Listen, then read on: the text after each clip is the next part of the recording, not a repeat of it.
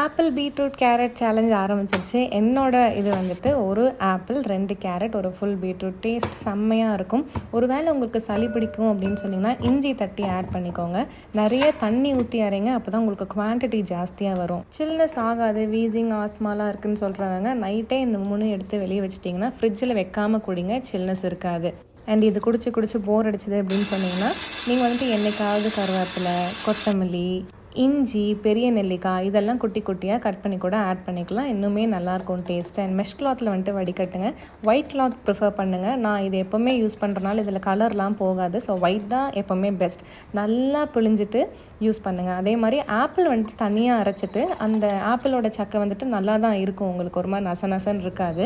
அப்புறம் பீட்ரூட்டையும் கேரட்டையும் தனியாக அரைச்சி நீங்கள் அதை மட்டும் வடிகட்டினா கூட நல்லா தான் இருக்கும். இது லிவருக்கும் ஸ்கின்னுக்கும் ரொம்ப ரொம்ப ரொம்ப பிடிச்ச ஜூஸ். நம்ம டெய்லியும் கூட குடிக்கலாம்.